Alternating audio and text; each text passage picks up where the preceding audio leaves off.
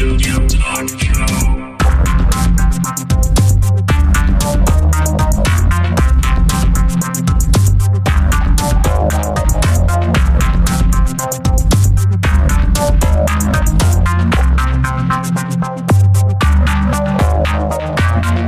Visual Studio Talk Show.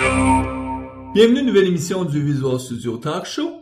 Le podcast, on discute d'architecture logicielle avec la plateforme Microsoft. Je m'appelle Mario Cardinal et je suis accompagné de Guy Barrette. Salut Mario, comment vas-tu? Je vais bien? Bonne année, mon cher. Oui, bon, on va en profiter tout de suite. Bonne année à tous nos auditeurs. Oui. 2016. 2016. Avant d'entrer en ondes, Guy, je rappelais justement que le podcast a commencé en 2004, il y a 12 ans. 12 ans déjà. Puis notre invité a tout de suite fait remarquer, tu vois, il y a des cheveux blancs maintenant autour de la table. Moi, j'ai beaucoup de cheveux blancs, puis là, je les laisse allonger même depuis un bout de temps. Donc, je retourne comme dans ma période des années 70, là, hippie. Oh boy! OK. On va dire à la jante féminine de faire attention. Donc, si t'es ça blanc, ben, tu peux quand même les laisser pousser. Moi, je les perds pas. Donc, il y en a qui viennent plus de cheveux pantoute sur la boule. Moi, j'en ai pas mal. Écoute, Guy, début des 2016, et on est chanceux parce qu'on a un invité qui a quelques semaines a participé à un des événements. Tu sais, quand Noël arrive, puis le jour de l'an, la première semaine de janvier, il y a quelque chose qui est bien intéressant pour nous, les techies, ceux qui aiment la technologie, c'est qu'il y a un gros show qui s'appelle le Consumer Electronic Show, le CES. CES, ouais. Qui a lieu à tous les ans, début janvier, à Las Vegas, où tous les fabricants viennent présenter un paquet de nouvelles technologies.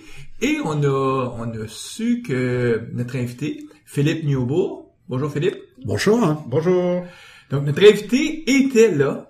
Donc, est-ce que t'es arrivé autour du 2-3 janvier ou t'étais même arrivé quelques jours avant? Alors, ouais, le 3 janvier. En fait, le CES, ça commençait le 5 ou le 6, hein, mais les journalistes, on est conviés 3 à 4 jours avant parce qu'il y a des événements pour annoncer ce qui va être annoncé aux pré-annonces. Et donc voilà. Donc en fait, on sort du réveillon, on prend l'avion directement à Las Vegas. Tu as déjà donné un hint à nos auditeurs sur ton identité. Tu as dit, les journalistes, on est invités quelques jours avant. Donc, dans ton métier, ton identité propre, c'est journaliste technologique. Voilà. Je considère pas ça comme un métier d'ailleurs, mais plus comme une espèce de vocation, parce que faut pas avoir envie de gagner de l'argent pour faire ce métier-là. Mais par contre, faut avoir le côté un peu furteur de partout, aller chercher l'information, surtout ce qu'on veut pas nous dire d'ailleurs. C'est ça qui est intéressant. Je te regarde, c'est sûr que hier, t'étais pas à l'université, ça fait déjà peut-être 10, 15 ans, 20 ans que t'es fini l'école. J'ai même jamais été à l'université. Ben, en tout cas, j'y suis maintenant parce que j'enseigne à l'UQAM. Donc, t'enseignes quel cours à l'UQAM? Un cours sur le Big Data. Voilà. Donc, l'UQAM, pour certains de nos auditeurs qui ne savent pas, c'est une université ici à Montréal, qui veut dire l'Université du Québec à Montréal, je pense. À Montréal, ouais. C'est drôle, on pris un acronyme qui veut dire ce que ça veut dire. Donc t'enseignes à l'université, mais dans ton parcours, t'as pas forcément fait un parcours, un cursus où est-ce que t'es allé à l'université. Tu vis au Québec depuis combien d'années maintenant? Depuis 3 ans. Depuis 3 ans. Donc avant d'être au Québec, est-ce que c'était en Belgique ou j'étais en France. J'ai un nom belge, mais j'ai vécu en France toute ma vie et j'ai toujours fait de l'informatique presque, parce que j'ai découvert l'informatique. J'étais en 3e en France, ça doit correspondre peut-être à une secondaire 1 ou 2, quelque chose comme ça. Donc t'avais comme 14-15 ans. Voilà, exactement. Et tu découvres l'informatique parce que on te donne un petit micro-ordinateur? Il y avait un club informatique au collège où j'étais et je voyais à travers les portes ce qui me semblait être des ordinateurs. En fait, une fois que je suis rentré au club informatique, c'était des armoires avec des gros boutons noirs. J'avais jamais vu d'ordinateur, j'en avais vu que dans les films, donc avec les bobines qui tournaient. Et donc j'ai cru que c'était ça. En fait, j'étais très déçu parce que sur la table dans un coin, il y avait un Tandy TRS 80 qui faisait 1,5 kg et c'était ça l'ordinateur. Mais c'était génial parce que on parle d'un temps que les plus jeunes qui nous écoutent n'ont pas connu, mais l'impression en quelques lignes de code de donner un ordre à une machine quand on a 14 ans, c'est dans les années 80, c'est quelque chose d'important. Votre club que vous aviez, est-ce que parce qu'à l'époque aussi, on greffait à ça un BBS, Oui, un tout à billboard fait. électronique, qui était l'ancêtre de l'Internet, où est-ce qu'on était capable de s'échanger des fichiers. Donc, est-ce que vous aviez mis en place un BBS, puis vous vous connectiez avec des modems? Alors oui, bon, je pense qu'il y a prescription, donc je peux l'avouer devant le monde entier. J'avais même tiré un câble pirate à l'intérieur de l'appartement de mes parents pour relier la prise de téléphone en faisant des trous à travers les murs jusqu'à ma chambre, où j'avais un modem acoustique Anderson Jacobson 311, et les lignes de la facture de téléphone a un peu augmenté, et puis surtout mon père a regardé, il a vu le fil. J'étais pas très bon bricoleur, j'étais mieux en BBS qu'en bricoleur, mais en effet, c'était génial. On attendait 18 minutes pour avoir quelqu'un qui nous répondait hello, mais c'était fantastique, cette impression de communiquer avec le monde. Donc, tu découvres l'informatique, t'as 14-15 Oui. ans. Est-ce que tu décides d'aller étudier en informatique ou à ce moment-là, ton parcours scolaire est pas celui-là du Non, moi je suis pas un bon. De toute façon, j'ai pas étudié beaucoup. J'ai fait des études de comptabilité, mais parce qu'il fallait bien faire quelque chose le minimum. Mais pour moi, l'informatique, c'est la pratique. J'ai tout de suite mis les mains dedans. J'ai fait de la programmation, et puis je suis rentré juste après mes études de comptabilité. Je suis rentré chez un éditeur de logiciels de comptabilité et je m'occupais du support, de l'installation, etc. Donc j'ai vraiment fait de Est-ce l'informatique. qu'on est en Belgique ou on est en France? Non, en France. J'ai jamais vécu en Belgique. J'ai un nom belge, mais OK, donc t'es né en France à ce je moment-là. suis né en France, mais j'ai un nom Nieuwboer avec un W qu'on sait jamais où mettre. C'est typiquement belge. Donc, est-ce que tu vis dans le nord de la France? C'est l'histoire de ma famille que tu veux savoir, en fait. Non, mais je suis juste curieux parce que tu peux Nieuwboer. venir, avec ton accent, je soupçonne que tu viens pas du sud de la France, mais je peux me tromper. Je peux faire un effort pour l'accent marseillais. Mais Nieuwboer, en fait, ça veut dire nouveau village Ouais. en flamand. Je crois que ça se prononce Nieburg. Et puis, mes grands-parents ont petit à petit descendu. Mes parents ont descendu. Heureusement que je suis venu au Québec, sinon j'aurais fini en Égypte. Puis donc, tu te retrouves à travailler chez un éditeur, donc relié avec ton domaine d'études qui est de la comptabilité. Qu'est-ce qui va t'amener à un moment donné au parcours pour être journaliste? Un peu le hasard. J'écrivais pas trop mal et puis j'ai rencontré une société en France qui s'appelle CXP, qui est un petit peu, on va dire, un Gartner à la française. Et ils cherchaient pour s'occuper de leur magazine quelqu'un qui soit pas un journaliste, qui connaisse le sujet, qui écrivent pas trop mal, mais qui soit pas venant d'une école de journalisme, quelqu'un qui connaisse plutôt la pratique. Et donc on s'est retrouvé là-dessus, et ça m'a vraiment donné envie de combiner cette connaissance et cette curiosité pour l'informatique. Là, on est quoi, dans les années 90? Oui, tout à fait, à la fin des années 90, et puis depuis maintenant 20 ans, je fais plus que ça. Donc, tu te retrouves comme journaliste. On est. Est-ce que là, est-ce que t'as déjà vécu à Paris elle-même ou? Oui. Donc t'es Oui. sur Paris, mais là, tu vis au Québec. Mm. Donc, c'est quoi qui se passe? Tu décides de faire le saut, parce que c'est toute une décision, c'est de décider de s'en venir vivre C'est un ailleurs. peu, c'est l'UQAM justement qui m'a permis de découvrir le Québec sous langue professionnelle. J'y venais depuis des années en vacances, mais j'avais jamais franchi le pas, et j'ai découvert une nouvelle manière d'enseigner. C'est pas le sujet aujourd'hui, mais c'est intéressant, je pense. Quelqu'un qui, comme moi, n'a pas fait d'études universitaires est quasiment interdit d'enseigner en France. Même s'il a toutes les compétences qu'il faut, parce que le diplôme va venir avant les compétences. Je remercierai jamais assez l'UQAM de m'avoir permis de faire le chemin inverse. J'ai rencontré des gens qui m'ont dit, mais le big data, tu connais. On a personne qui connaît ici. Ok, t'as pas de diplôme, il va falloir qu'on s'arrange avec les règles, mais on va pouvoir quand même te confier notre cours sur le big data plutôt que de le confier à un prof d'informatique qui a les diplômes mais qui connaît rien au Je sujet. absolument rien. C'est ouais. souvent bon, on est de moins en moins le nouveau monde, mais tu sais, les gens venaient ici à l'époque, le clair. Far West, Ouais. donc on s'organisait avec les moyens du bord. Hein? Voilà.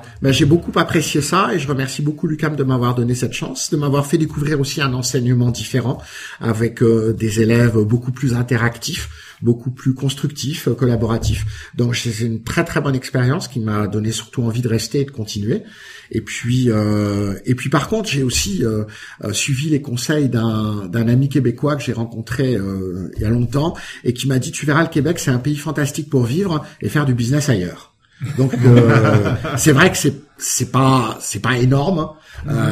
Donc pour un journaliste, pour un analyste, il y a peut-être pas assez business affaires. Donc je continue à travailler partout dans le monde. J'ai beaucoup de lecteurs et beaucoup de clients en France, en Belgique, en Suisse, en Afrique francophone. Et puis je me suis lancé aussi dans l'espagnol. On a lancé un site en espagnol, toujours sur le sujet Big Data, Business Intelligence. Et donc on touche l'Amérique latine, etc. Tout ça à partir du Québec. Donc, c'est le centre du monde en fait.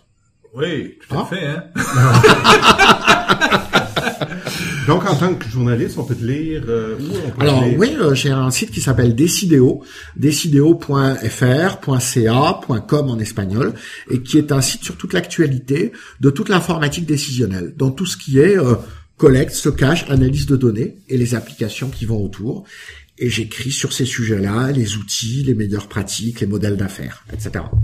Aujourd'hui, ben, c'est ce qu'on veut discuter avec toi. Tu sais, à la base, on pourrait complètement oublier, on va parler du Computer Electronics Show, le CES, parce que c'est intéressant, puis en même temps, ça va donner un peu un aperçu aux auditeurs de qu'est-ce que ça a l'air participer à ce genre d'événement-là.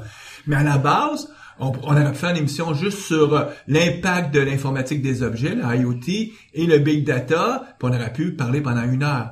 Là, on va lui donner une saveur CES, parce que c'était la raison pourquoi toi, tu y allais. Donc, le 3 janvier, tu prends l'avion. Ici, il y a des vols, c'est facile, en tout cas, aller sur Las Vegas. Je pense que c'est facile d'aller sur Las Vegas de partout, là. Ça, effectivement. Donc, Et puis,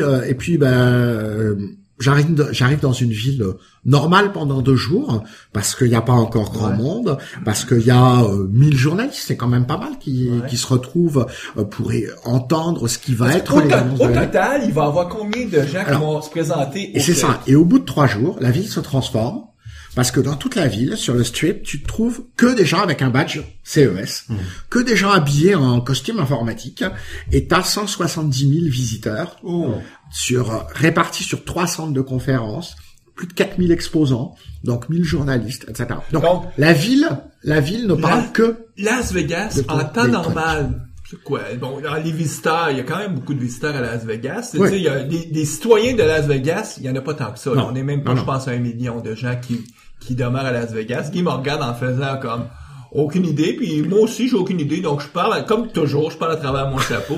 Non, mais pour avoir été à l'occasion, c'est surtout une ville où il y a beaucoup de visiteurs, mais 170 000 qui arrivent d'un coup. C'est sûr que tous les chauffeurs de taxi, c'est l'événement.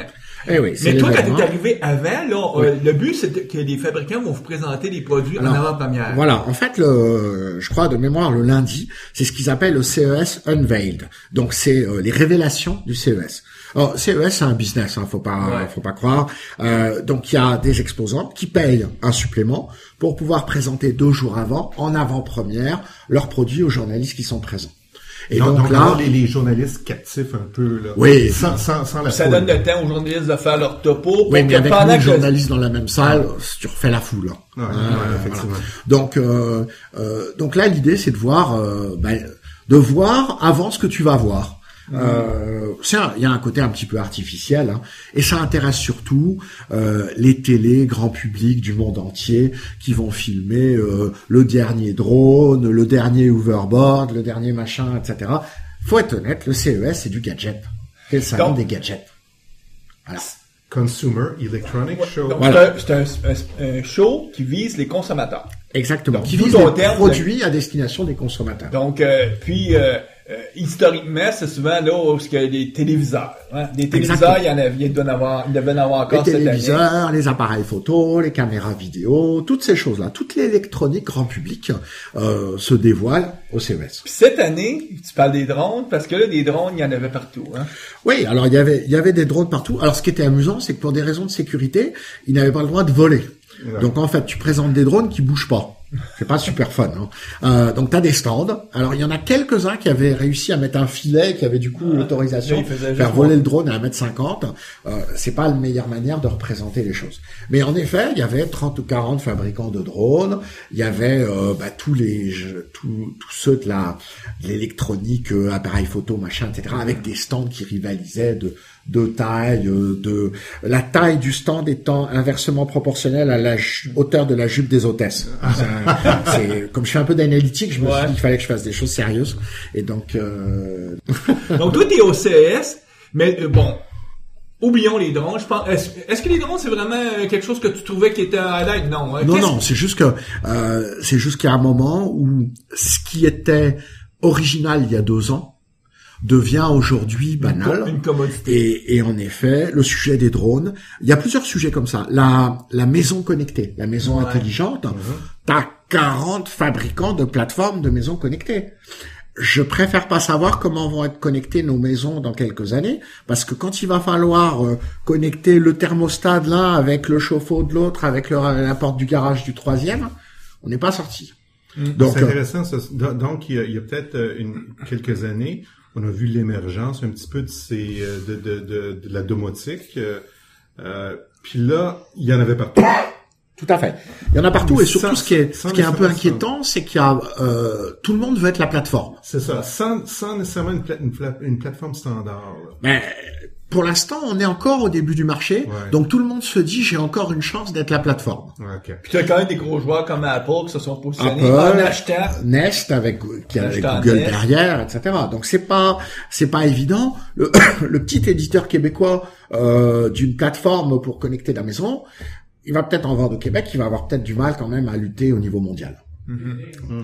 Donc, il y a la domotique, mais il y a aussi, en tout cas moi, pour avoir lu un peu, je m'intéresse toujours à ça, est-ce qu'on peut dire maintenant que le vêtement connecté est aussi la nouvelle mode du jour? C'est-à-dire que là, tu sais, il y a quelques années, c'était les premiers Fitbits, c'était les équipements pour prendre parce que là, la dimension santé, c'est encore gros, mais le vêtement connecté, là, on en parle. Même, c'est Samsung qui arrive avec des lignes de mode, de vestons connectés. Tout le monde, il y a une très belle société québécoise qui fait ça, OM Signal. OM Signal, qui est une société qui fabrique des t-shirts pour les sportifs. Hein. Alors, justement, le vêtement connecté, c'est encore aujourd'hui un vêtement de sport.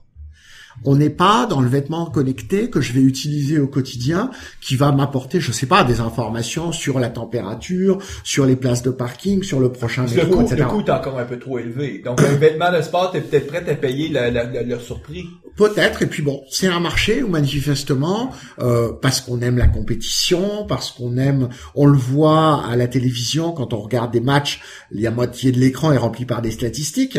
Donc là, c'est un peu pareil. Je cours, mais d'abord je veux que le monde entier le sache, et puis je veux calculer des dizaines de paramètres, même si je suis un coureur du dimanche. Voilà. Donc c'est surtout des vêtements connectés à destination des sports. Et là par contre il y a tous les sports. Le bâton de hockey connecté qui mesure la vitesse à laquelle je tape. Le ballon de foot. Et puis en effet des capteurs qu'on va se mettre un peu partout. C'est vraiment. Ça va-tu vraiment avoir un gros impact sur du côté big data? Oui, alors, mais ça c'est valable pour tout. Tout objet connecté, par principe, génère des données. Sinon, il y a aucun intérêt. Il y a des données peut-être que mais il génère un tas de données, là. On s'entend, là. Mais un lot de données. Un tas de données, par exemple, sur comment roule mon ballon de foot. On s'en fout. Non. Toi, oui, mais peut-être que l'entraîneur de l'équipe, il s'en fout pas. Parce que ça va calculer. Moi, je suis pas fan de tennis, mais j'ai regardé quelques matchs de tennis. La vitesse à laquelle le joueur sert, la vitesse de retour, le nombre, etc. Tout ça, c'est des informations qui intéressent un petit peu le public, mais qui intéressent surtout beaucoup les joueurs et les entraîneurs. Surtout, ils sont incapables de prendre la donnée brute et en faire une donnée intelligente. Voilà. Mais alors, c'est là où, donc, objet connecté, données massives, le lien, et c'est quand on fait le lien que ça devient intelligent. C'est-à-dire que il y a des objets connectés qui, de mon point de vue, n'ont aucun intérêt. Je vais en citer un qui a remporté un prix d'ailleurs, et c'est un objet français, comme ça on dira pas de mal de la France. C'est un objet qui s'appelle Divine. Divine, c'est en fait, il se définit comme le Nespresso du vin. Alors le principe, c'est que tu as une machine, tu as des éprouvettes, des tubes à essai avec différents vins au verre. Tu prends le tube à essai, tu le mets dans la machine, t'appuies, tu mets le verre en dessous, ça sert un verre de vin. Ok. Et alors c'est connecté parce que sur ton application iPad, t'as la température du vin, l'histoire du cépage et l'âge de la grand-mère du vigneron. C'est quand même le niveau 0 de l'intelligence de la donnée. En revanche, si on prend un autre exemple, un pilulier électronique qui est peux-tu répéter? un pilulier, Qu'est-ce une que petite pilulier? boîte qui permet de mettre les médicaments jour par jour, heure Ah, par un heure. pilulier. Oh, excuse-moi, Mais c'est ça pas va. facile. Hein. Ben, t'en as pas un encore? Non, c'est ça, je pensais, je pas encore un jour, ça va m'arriver, Ouais, ça va là. pas tarder. Ça sera pas là. Et donc ce pilulier électronique connecté aux fabricants des médicaments, connecté à d'autres capteurs, permet aujourd'hui de calculer les effets secondaires lors d'essais cliniques de nouveaux médicaments. C'est pas drôle, Et là, il y a du big data. puis où il y a beaucoup d'argent à faire, c'est pas ce domaine-là, le domaine de la santé. Si, énormément. On a un exemple. Parce Moi, que les baby boomers vont être, ils ont de l'argent, puis Ouais. ils vont vouloir le dépenser pour quelque chose qui est utile pour eux, puis vu qu'ils vont tous être malades, puis ils vont tous mourir bientôt, ils vont dépenser beaucoup en santé. Oui, mais il y en a d'autres qui Je le sont dis à un peu l'affût. cyniquement, mais avec du plaisir. Tu sais. Mais il y en a d'autres qui sont à l'affût derrière ça, et j'en discutais encore récemment avec Desjardins, c'est les assureurs. Ouais. Parce que pour eux, il y a... je vais prendre juste un exemple. Je passe un accord tacite avec mon médecin. Il paraît que je mange trop de poutine, donc il faudrait que je fasse de l'exercice et que... etc. Je passe un accord avec lui, il me donne un objet connecté qui mesure les calories que je consomme. Et puis mon assureur va me dire, si tu respectes l'accord avec ton médecin, je vais te donner 10% de rabais sur ton assurance parce que tu auras respecté la règle. Donc, c'est intéressant ce que tu amènes, puis on va juste bifurquer. Guy aime pas ça quand je bifurque. Oh, Mais on bifurquer, s'en va, là. on va bifurquer pas longtemps, mais suivez-nous les auditeurs. C'est que j'apprenais au cours du week-end, il y a une autre émission que j'écoute en podcast, qui est une émission de Radio-Canada qui s'appelle La Sphère, où est-ce qu'on parle justement de technologie et tout. Et je sais pas si c'était La Sphère que j'ai entendu ça, ou c'est peut-être une autre émission, mais je sais que j'ai écouté Radio-Canada, en tout cas peut-être dans l'automobile. Et la personne expliquait que elle avait dernièrement songé à faire son analyse de son ADN. Et que elle y avait réfléchi à 2 fois. Parce que dès que tu fais ton analyse d'ADN, on va pouvoir te donner un profil de ta santé, mais des maladies peut-être que tu as génétiquement. Puis ce qu'elle apprenait, c'est que du coup, où est-ce qu'elle le sait, parce qu'elle a eu un test d'ADN, sa compagnie d'assurance, il considère qu'elle devrait lui dévoiler cette information-là, et que si elle ne lui dévoile pas, c'est presque un bris pour que si, tu sais, qu'il pourrait revenir et dire on ne paie pas la police d'assurance. Puis là, où j'amène la question, dans la mesure où on commence à se connecter et qu'on collecte de l'information, on peut peut-être se rendre compte qu'on a un profil, par exemple, genre, j'ai un profil que je vais faire, peut-être qu'un jour on va être capable de détecter à cause de notre profil que, il me reste 5 ans, mais dans 5 ans d'ici, statistiquement, je devrais avoir l'Alzheimer. Mais qu'est-ce qui se passe là? Est-ce que je vais être obligé de dévoiler cette information-là que j'ai ramassé avec du big data à mon assureur sous prétexte que j'ai pas joué franc jeu? Est-ce que il y a toute une zone grise qui apparaît puis qui est mis en valeur par le fait que le DNA, c'est pas si gris que ça, c'est d'informations directes. Mais là, le big data va nous permettre d'en savoir un peu sur notre profil de santé. Puis il y a des choses qu'on voudra pas dévoiler pantoute, hein. On voudra peut-être pas savoir. Ouais, aussi. Mais là déjà, avant de parler des choses qui sont dans notre ADN et auxquelles on peut rien faire, là on parle déjà d'analyser les comportements. Je sais pas, Guy fume 3 paquets de cigarettes par jour. Pourquoi je paierais la même chose que lui en assurance alors que moi je fume pas?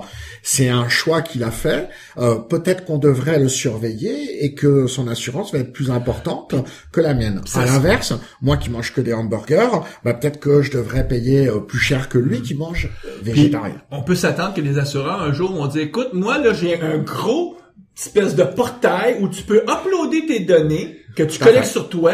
Et si tu fais ça, moi, je vais te donner des rabais sur ta police parce que je vais savoir tout sur ton profil. Exactement. Je vais savoir finalement que tu marches juste 500 pas par jour au lieu de marcher 3000 pas comme l'être humain normal. Je vais savoir où que tu t'entraînes et tout. Puis en fonction de ça, puis grosso modo, les gens qui vont vouloir, absolument, c'est ceux qui se disent, moi j'ai un profil qui est positif, donc ça m'intéresse. Puis ceux qui voudront pas, peut-être les polices d'assurance vont juste dire, je veux même pas t'assurer, toi, parce que probablement que t'es pas un bon citoyen.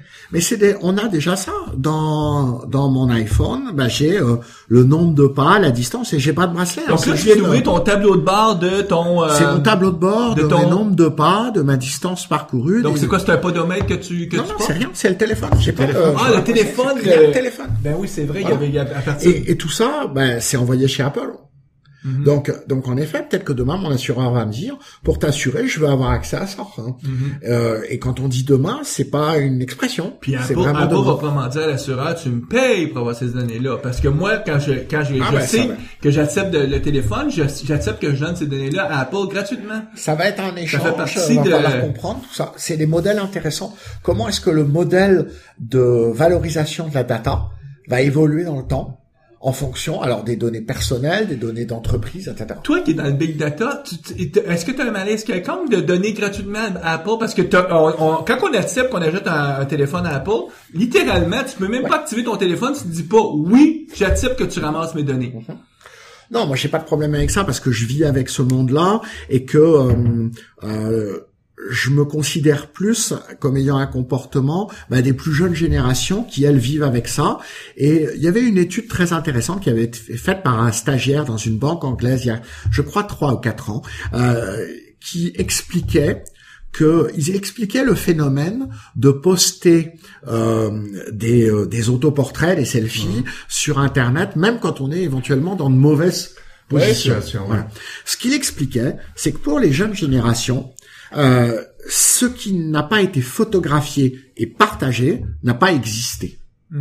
Notre génération, à la cour de récréation, on se racontait des histoires.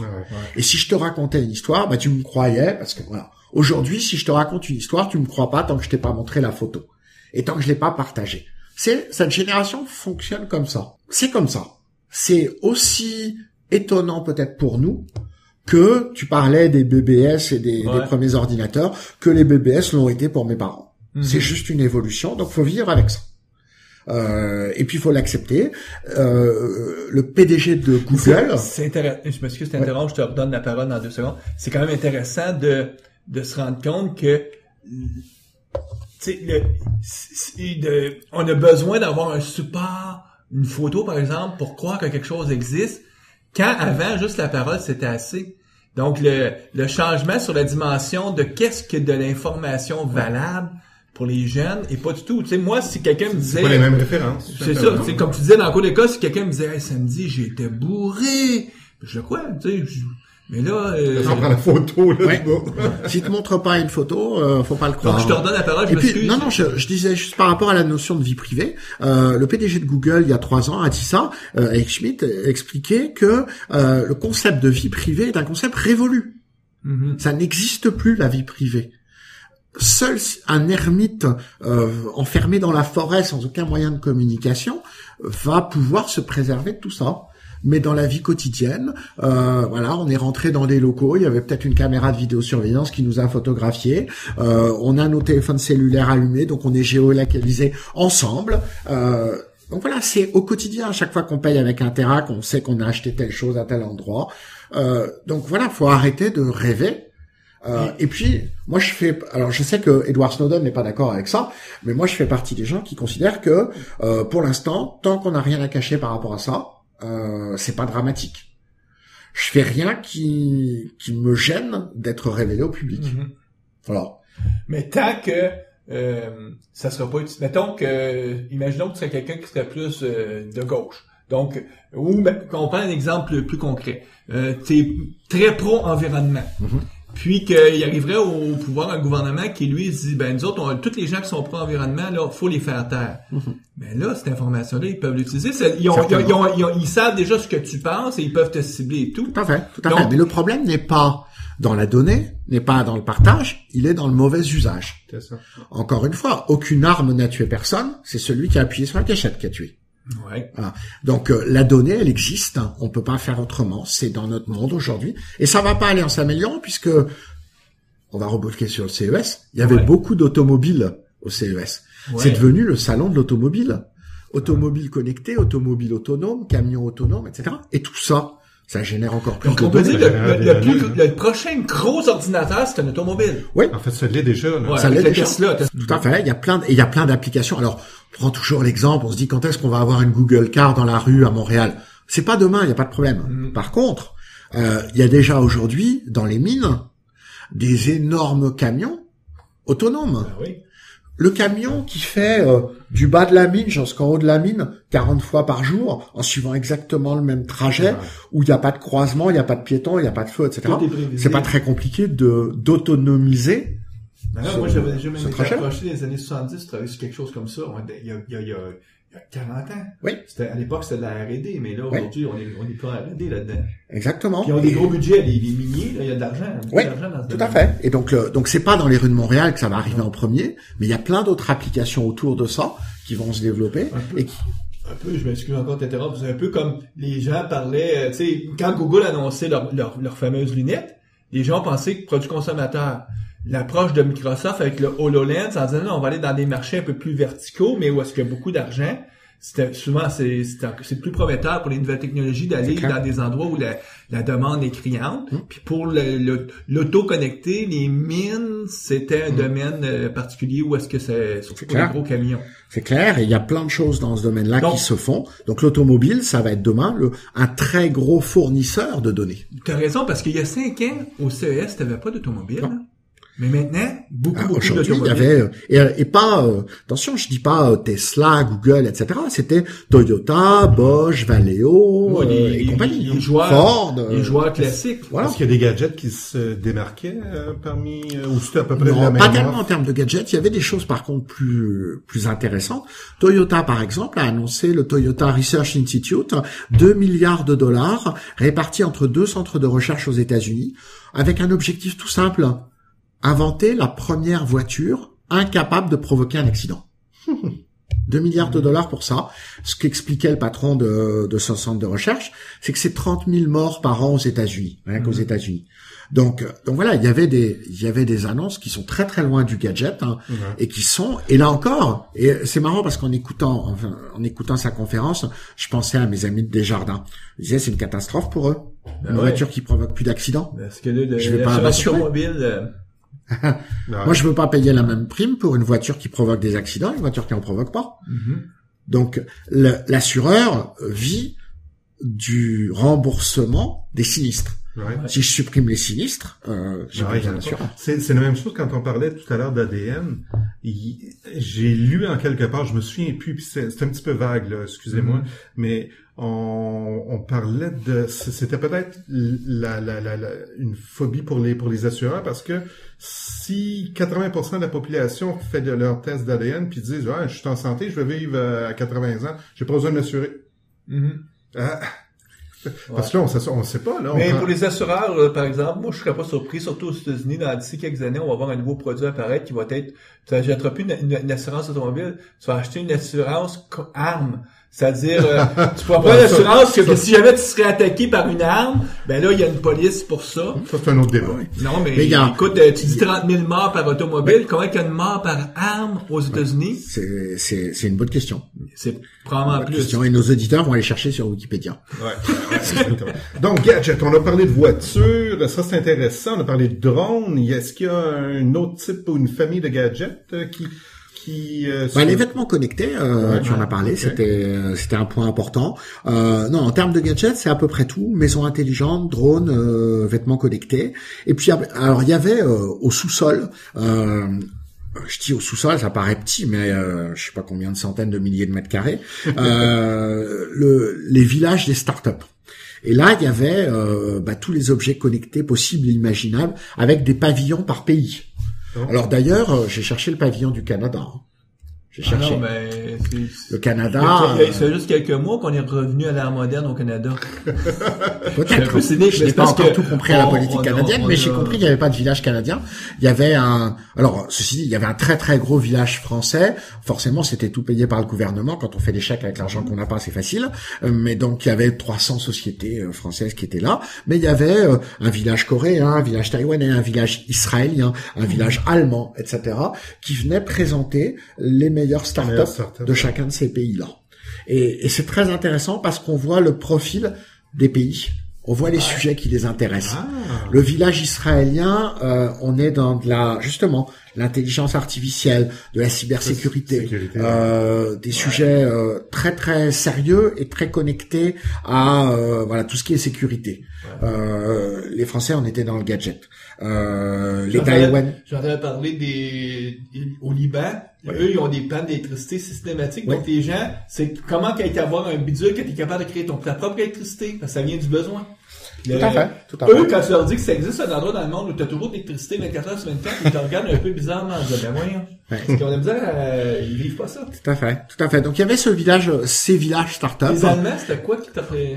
Les Allemands, pas rien de spécial. Plus dans le hardware, dans les pas les gadgets, mais les composants, les choses comme Ils ça. sont très bons pour faire des produits très fiables. Voilà. Ça correspond bien à l'image des différents pays. En fait, les Taïwanais, les Coréens, en effet, on était sur des stands de roses bonbons avec des petits gadgets qui font tout n'importe quoi. Bling bling. Des centaines de milliers de coques de téléphone. Voilà. Est-ce qu'il y a quelque chose là-dedans qui a vraiment frappé ton esprit en disant, ah, ça, c'est prometteur? Ben, non. Ce qui a frappé mon esprit, c'est le peu de fabricants d'objets connectés qui ont un modèle d'affaires complet basé à la fois sur l'objet et sur la collecte de données et l'exploitation des données. Ouais. C'est-à-dire que, je vais prendre un exemple. Je fais une fourchette connectée, ou une assiette connectée, ou une cuillère connectée. Moi, personnellement, je vais pas acheter $150 une fourchette connectée juste parce qu'elle est connectée. Donc, elle est trop chère. Donne-moi la fourchette, mais vends-moi les données après. Un peu que le principe des imprimantes. Voilà. Ou vends-les à quelqu'un d'autre. Et donc, l'idée, c'est au moins d'avoir un modèle d'affaires équilibré. Et moi, ce que j'ai dit à toutes les startups que j'ai croisées qui essayaient de me vendre leur truc, c'est non, si vous n'avez pas un modèle d'affaires équilibré entre les deux, vous ne réussirez pas. Personne ne va acheter. On a vu une assiette connectée. L'assiette, il y a 3 petites balances, il y a 3 parties dans l'assiette, 3 petites balances, 3 caméras. Tu mets du poulet, elle te dit que c'est du poulet. Tu mets du brocoli, elle te dit que c'est du brocoli. J'ai acheté $150 ça? Ouais. Non. Si c'est connecté avec mon médecin, mon assureur, mon diététicien, etc., ou avec une société qui fabrique des produits alimentaires de qualité et qui veut voir l'impact que ma consommation a sur mes paramètres biologiques, là il y a un modèle d'affaires, un second modèle d'affaires. Je vais prendre un exemple. J'ai vu un gars qui a développé un détecteur de gaz, de particules, etc. En fait, c'est de dire, j'ai ça dans la poche et je sais si la qualité de l'air autour de moi est bonne ou pas. Okay. C'est génial, mais il n'a pas pensé à dire, mais on pourrait connecter tout ça, et si j'en ai vendu 100 000, 200 000, je suis mieux que Météo Canada. Ben ouais. Je sais, quartier par quartier en temps réel, où il y a de la pollution, et avec ça, analyse prédictive, un peu de modélisation, et je fais des prévisions quartier par quartier pour demain matin. C'est intéressant ce que tu dis, c'est beaucoup de ces startups-là, bon, c'est des jeunes ou qui ont des idées vraiment intéressantes, mais ils ont pas une vision globale. Là. C'est vraiment, ils sont concentrés sur le gadget, la partie gadget. Attention, pas tous. Et puis, en l'occurrence, celui dont je viens de parler, il était pas jeune. Et puis, à l'inverse, je pourrais parler d'un produit québécois, MySeat. MySeat, c'est un petit gadget. Il était pas au CES, mais il existe. Tu l'appelles comment? MySeat, M-Y-S-E-A-T. Je suis pas très, c'est mon accent français. Donc, ce serait mon siège en français. Voilà, exactement. Et c'est un petit boîtier que je mets sous le siège, dans les bureaux, qui permet, c'est un détecteur de présence. En fait, quand on est assis, on fait des micro-mouvements qui permettent de savoir s'il y a quelqu'un ou pas. Donc, il l'utilise dans les tours à bureau pour optimiser les espaces de réunion, par exemple. J'ai réservé une salle de réunion, 15 minutes après, elle n'est pas occupée, je peux la libérer pour la donner à quelqu'un d'autre. On optimise comme ça. Okay. Mais, ce qui est intéressant, c'est qu'il a découvert que les mêmes données pouvaient être utilisées pour analyser autre chose. Et que ça pouvait être un détecteur de stress. Et que le comportement des données de quelqu'un de stressé, les mouvements qu'il fait sur sa chaise, les micro-mouvements, sont pas les mêmes que quelqu'un de pas stressé. C'est prévisible, le fait que je sois nerveux sur ma chaise. Voilà, exactement. Et donc, l'objectif, c'est pas de faire une détection nominative, mais c'est de dire par service. Tiens, là, il y a un service, ils sont plus stressés que la moyenne. Ouais, c'est la salle de marché, c'est normal. Par contre, c'est le service comptable, c'est bizarre. Normalement, il devrait pas être stressé. Ouais. Est-ce que c'est pas un problème de management? Est-ce que c'est un problème de conditions de travail? On en revient à nos assureurs. Quand nos assureurs ont découvert ça, ils ont dit, eux, dans leur tête, on a vu les dollars du coût de la dépression, du stress, etc. Ouais. Colossal. Si je peux anticiper ça, on a eu malheureusement en France il y a quelques années des vagues de suicides chez France Télécom ou autres à cause de ça, à cause du stress. si je peux anticiper ça un tout petit peu et détecter, et ça c'est un produit québécois d'un gars très intelligent qui a compris qu'il fallait faire le gadget et analyser les données. C'est super intéressant ce que tu dis parce que dans l'offre de Microsoft au niveau Azure puis récolte de données d'Internet des objets, il y a une grosse partie, c'est l'analyse, predictive analysis, là, on dit en français Analyse prédictive. Prédictive, ouais, c'est ça. Puis on a tendance à croire que, l'exemple qui nous démontre là, c'est la société là qui fait des ascenseurs, là, puis sont capables de déterminer là à l'avance quel ascenseur va avoir une faille, donc il envoie un technicien avant finalement que la panne arrive. Ouais. Là, tu me dis que on peut aller même plus loin. Ça peut aller, on peut faire des analyses sur les gens, puis ou un département, puis ça, puis faire des ajustements. Ce qui est intéressant dans l'analyse prédictive, c'est de faire calculer au système des modèles sur la base de choses qu'on ne connaît pas. C'est-à-dire que l'ascenseur, on va être capable de prédire un certain nombre de failles qu'on va identifier. Mm-hmm. Donc on va dire les câbles, les boutons, je sais pas, etc. Et donc on va mettre des sensors sur tout ça et on va analyser ça. Quand on collecte des données de manière plus vaste, on va les mettre dans la machine et on va lui dire « Vas-y, trouve-moi quelque chose. » Parce que je sais pas ce qu'il y a dedans. Mm-hmm. Et là, on a en effet la nouvelle profession la plus sexy du 21e siècle, les data scientists. Ouais. Les data scientists qui doivent manier les modèles prédictifs, les modèles statistiques pour pouvoir essayer de déterminer des comportements. Et ça, c'est passionnant parce qu'en effet, on va lui mettre des données. Plus on lui met des données, plus la machine est heureuse. Elle va nous mouliner tout ça et elle va peut-être nous trouver quelque chose. Peut-être pas, c'est jamais garanti, mais c'est là qu'il y a de la valeur ajoutée. C'est depuis toujours le forage de données, le data mining, on dit que c'est répondre à des questions qu'on ne se pose pas. Alors que le business intelligence, l'intelligence d'affaires, c'est répondre à des questions qu'on se pose, c'est faire du reporting. Data mining, c'est répondre à des questions qu'on ne se pose pas parce que je ne connais pas la question. On donne à la machine les données, on dit vas-y, trouve-moi la question à laquelle il faudrait que je réponde. Et ça, c'est passionnant, et c'est pour ça que moi j'aime bien cette évolution, c'est ce triptyque objet, données, algorithme. J'ai de plus en plus d'objets, des capteurs, ils génèrent de la donnée. Ces données-là, elles valent rien si je leur adjoins pas des algorithmes qui vont les analyser. Et là, j'ai un trio qui vraiment est générateur de valeur pour l'entreprise. Donc, au CES, les objets. Il y avait surtout les objets. Ouais. Il n'y avait pas beaucoup de ceux qui allaient jusqu'à la donnée et l'algorithme.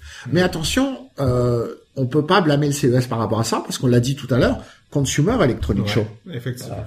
C'est sans doute très différent. Si je vais au mois de mai, je vais aller au salon IoT World à San Francisco, où là on est dans le professionnel. Ça va être autre chose. Mm-hmm. Donc c'est normal que ce soit la partie plus analytique, plus exactement. Ce qui peut être intéressant pour toi par rapport au CES, c'est peut-être de voir une nouvelle tendance ou voir une nouvelle. Oui, mais c'est toujours intéressant de se retrouver dans ce monde-là une fois par an. Il y a 170 000 personnes qui se réunissent pour parler de ce qui va faire l'année en matière d'électronique. Donc c'est toujours intéressant. Mais par rapport aux mises en application pratiques, c'est pas là qu'on voit les choses les plus valorisantes. Ouais, puis cette année, c'est sûr qu'il y avait encore les gens qui présentent des tablettes, des téléphones, mais il y a quelques années, on en parlait beaucoup. Maintenant, je suis même plus sûr si on fait un titre avec ça, parce que... Non, par exemple, l'année dernière, c'était les montres. Ouais. Tout le monde avait les montres connectées. Ouais. Aujourd'hui, il y en avait quelques-unes, mais on n'en parlait pas.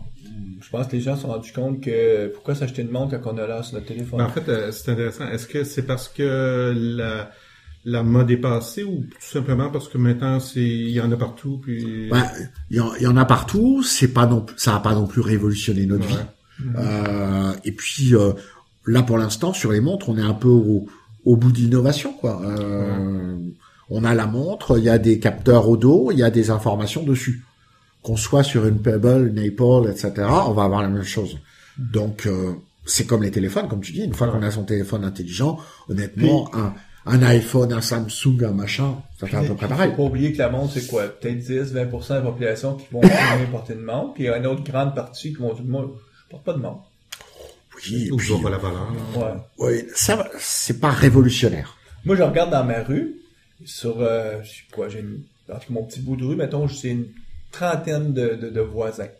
Donc, j'ai un de mes voisins, eux, le père, la mère ont une montre, ils ont acheté des montres à leurs enfants, ils éduquent, tu sais, les enfants vont porter des montres, c'est culturel, quasiment familial, on aime la montre. Des montres standards? Ils ont acheté des Pebbles. Ah, des Pebbles, ok. Donc, mais c'est la seule famille, là, quand on fait nos petites fêtes, on se regroupe toujours une zone de quartier, puis là, je tourne un peu le terrain, je me rends compte, ok, il y a une famille techno. Ils aiment le Pebble, eux autres, sont très Apple et tout. J'ai d'autres familles qui sont très PC, on peut payer pour rien, donc on est vraiment dans l'illégalité sur tout. Donc, on voit de tout, hein, mais c'est intéressant de voir les profils. Ah, puis qu'est-ce qu'ils disent les voisins de ta famille et de toi? Je sais pas, je vais pas demander, mais je sais pas. En tout cas, avec leur sourire, ils sont gentils avec nous, j'imagine que ça va être positif. Donc, ils sont très, comment on dit ça, de visage à deux faces. Oh, peut-être. Donc, si on revenait au CES, est-ce qu'il y a d'autres choses que tu voudrais partager sur le CES? Non, franchement, sur le CES, non, c'est intéressant. Moi, je recommanderais pas à quelqu'un qui est pas dans le domaine des technologies pour les consommateurs, je lui recommanderais pas d'y aller parce que c'est, à part pour le plaisir, c'est un énorme show où une entreprise va pas trouver grand chose. J'ai vu des délégations, des délégations de chefs d'entreprise françaises menées par des ministres, etc. C'était de la politique, c'était pas autre chose. Il n'y a pas de business à faire pour eux. Ouais. Est-ce que c'est là où, par exemple, les acheteurs de produits électroniques pour des grandes chaînes vont tout à fait. Exactement. Pour regarder ce qui s'en vient. Voir ce qu'ils vont acheter dans les mois et les années qui viennent. Donc on y montre au CES les produits qu'on va acheter à Noël. Oui, peut-être. Ça donne une tendance. Sur toutes les exposants, par exemple, de case, là, pour les téléphones, ça, ils sont tous là, parce que c'est là qu'ils vont vendre leurs produits, c'est clair. De façon standard. C'est clair. Mais il n'y a pas c'est pas non plus, faut pas lui donner une importance plus importante que là. C'est une grande foire, le plus grand marché au monde des technologies pour le grand public. Puis, on a vu la tendance, c'est amorcé il y a peut-être 7-8 ans. Apple a rapidement décidé que eux ils se présentaient pas là, donc qu'il y avait un statut particulier. Google, j'ai jamais vu là. Je crois pas, non. Microsoft s'est retiré il y a quoi, 3-4 ans maintenant? Peut-être 3 ans. 3 ans, ouais. Donc, c'est comme si certains des gros joueurs, il y a toujours un quasi-monopole de quelques joueurs majeurs, eux, sont en marge complètement ils sont présents sans être présents. C'est-à-dire que les gens qui fabriquent toutes les startups essaient de se greffer à ces écosystèmes-là, mais ces fabricants d'écosystèmes ont leur propre conférence. Exactement. Et c'est vrai qu'il n'y a pas, j'ai pas fait tous les sujets, mais j'y ai pas vu d'annonce majeure susceptible de révolutionner, comme, je sais pas, au moment où Apple avait lancé la tablette, ou au moment, il n'y avait pas ce type d'annonce. Ou à l'occasion, je me souviens, il y a peut-être 2 ans, quand les premières fois qu'on a vu des tablettes, mais pour le jeu. C'est que là, ça devenait très clair de dire, la tablette, c'est pas juste pour le casual game, mais ça pourrait être aussi pour remplacer, ultimement, avec les processeurs qu'il y a là-dedans, remplacer une console comme la PS4 ou la console. Mais je suis vraiment pas un spécialiste de ces sujets, donc moi j'y étais pour regarder ce qui pouvait intéresser les professionnels. Il y avait certaines choses, mais c'était pas non plus énorme. Mm-hmm. Donc là, on parle du CES, Las Vegas et tout. Tu vis au Québec depuis 3 ans. Si on termine l'émission en parlant un peu de le Big Data, le IoT au Québec, est-ce que, premièrement, si on compare au reste de la planète, est-ce que on est dedans ou on est vraiment pas... je pense pas qu'on est un grand innovateur, un grand précurseur. On n'a pas beaucoup de fabricants. Mais il y a quand même des gens qui s'intéressent. Hein? Tout à fait. Et puis, on n'est ni en retard, ni en avance. On est au même niveau que les pays européens. Oui, en retard par rapport à la Silicon Valley, c'est évident. Mais au même niveau que les pays européens. Si on prend les deux sujets, données massives, données volumineuses, il y a de plus en plus de projets concrets dans les entreprises au Québec. Il manque encore aujourd'hui beaucoup de compétences. C'est quelque chose, pour l'instant on fait venir des gens de l'extérieur, ça permet d'avoir des nouveaux arrivants qualifiés qui viennent en particulier de France, mais on commence à former des gens localement. Il y a des formations à McGill, à Concordia, à l'UQAM. Les 3 grandes universités. Voilà. Montréal est particulier parce qu'il y a Écoute, il y a 3 grandes universités pour une ville mais il nous millions manquait d'habitants. jusqu'à présent des techniciens. J'ai eu la chance de pouvoir travailler avec le Collège de Bois de Boulogne l'année dernière sur une AEC Big Data qui la première cohorte finit là au mois d'avril. Un AEC, c'est une attestation d'études collégiales. D'études collégiales. Donc c'est un diplôme technique. Voilà, un peu du même type que technicien. DEC, mais pour des gens qui travaillent déjà. Ouais. Et parce qu'il manquait ça. C'est-à-dire des gens capables, si je leur dis Hadoop, Pig, Hive, Scoop, etc., qui soient capables d'y aller, de configurer un cluster Hadoop, d'aller paramétrer les processus d'alimentation, de faire de la modélisation prédictive, etc. À l'université, on forme pas des gens comme ça. On forme des gens qui ont la tête bien faite, mais qui n'ont pas la pratique. Ouais. Et donc au Collège de Bois de Boulogne, ils ont monté cette formation-là, qui en est déjà à sa 2e cohorte. Et donc c'est bien parce qu'il va y avoir tous les 6 mois 30 à 40 nouveaux sur le marché, qui sont des gens qui ont plutôt des compétences aujourd'hui de programmation, de gestion de base de données, et qui vont évoluer vers le big data. Puis j'imagine un peu comme nous autres, on était toujours impliqués dans des communautés. Pour les programmeurs, il doit se créer des communautés aussi autour de ça. Là, Tout à fait. Il y a Big Data Montréal, qui est un groupe fantastique où on partage énormément de choses. Combien Big Data Montréal, c'est plusieurs centaines de participants. On a fait un événement, le Data Science Summit, au mois d'octobre. On a eu 150 data scientists qui sont venus partager leur expérience. Donc il y a un vrai marché qui est en train de se créer, avec des vrais besoins. Il y a des choses très amusantes à Montréal. Si on a encore 1 minute pour raconter une petite anecdote.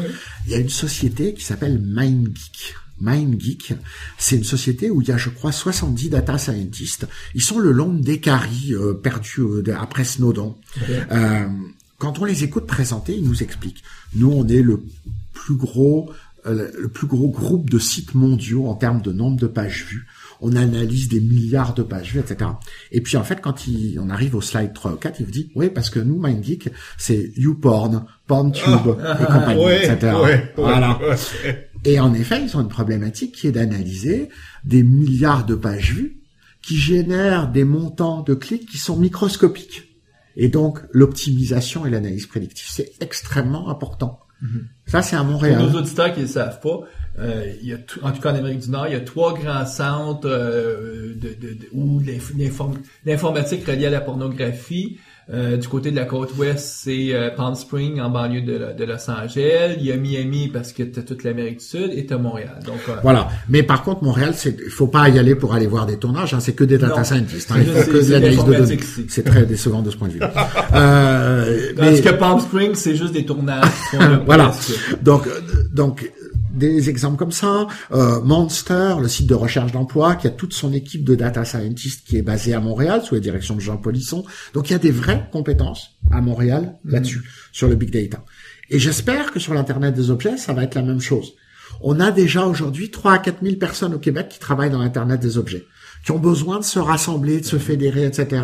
Il y a des initiatives connectées au camp, Myota, Innocité, etc. Il y a plein de choses qui sont en train de se faire pour fédérer tout ça. Et là encore, en termes de formation, on a monté, alors là ça démarre tout juste, première formation d'introduction à l'Internet des objets avec le Collège de Bois de Boulogne, pour après avoir une autre AEC, parce que il faut des compétences. Dire on veut développer ce marché, ça sert à rien si on n'a pas les ressources humaines pour pouvoir le développer. Tout à fait. Et on peut pas toujours les faire venir de l'extérieur.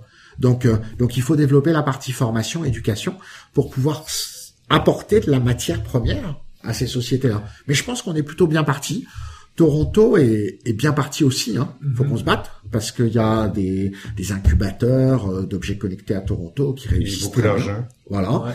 Ouais. Donc on est un peu derrière. C'est pas perdu, mais il faut pas rester assis sur son siège. Puis en parlant de communauté, tu as lancé un groupe Meetup, donc qui s'appelle Sur l'Internet des objets, il a pas de nom, il s'appelle Internet des objets Canada ou quelque chose comme ça. Ouais. On l'a lancé, je pense, il y a 3-4 mois. On est 560 membres. Il y a un vrai besoin autour de ça. Et les gens sont enchantés de se retrouver. L'Internet des objets, c'est quoi? C'est du matériel, des télécoms, du logiciel, de la distribution, du réseau, etc. Des choses, du design d'objets. Les gens se connaissent pas entre eux. Et c'est peut-être pour ça que c'est pas facile de faire, parce que si je veux faire un objet connecté, faut que j'ai un créatif, un designer qui va le concevoir, qui va le modéliser, qui va l'imprimer en 3D, etc. Puis après, il faut que je mette un électronicien qui va faire la partie carte, et puis un programmeur qui va développer le logiciel, et puis il faut qu'il y ait un gars qui le vende. Ouais. Je vais pas trouver tout ça dans la même personne. Hein. Donc, et on le disait tout à l'heure, si je suis jeune, je suis peut-être pas habitué à travailler en réseau, à aller chercher des compétences à droite à gauche. C'est pour ça qu'il y a malheureusement beaucoup d'objets connectés québécois qui marchent pas. Il faut qu'on les aide à arriver à se mailler ensemble pour arriver jusqu'à la solution. C'est sûr que c'est un sujet, en tout cas, pour lequel il y a beaucoup d'intérêt. On est assis, on enregistre l'émission, on est dans les bureaux de Microsoft à Montréal. On est en fin d'après-midi. Dans une demi-heure, 3/4 d'heure, va débuter une présentation de la communauté MSDev Montréal sur justement l'IoT, donc sur l'Internet des objets. Puis, donc, on voit même que les secteurs plus de programmation et tout, ils trouvent leur intérêt. Hein. Absolument. Écoute, on te remercie, Philippe. Merci à vous. Oui, ça a été intéressant. On pensait focuser sur le CES, mais on a couvert très, très large. C'est ça l'intérêt, je pense. Ouais, je pense que c'est ça le futur de l'informatique. C'est que l'informatique est pervasive en anglais qu'on dit, donc il est partout. Et ça veut dire que ça occupe tous les axes de nos vies. Nous, on va remercier nos auditeurs, on va souhaiter bonne programmation et on vous revoit dans quelques semaines, en février. Merci, au revoir.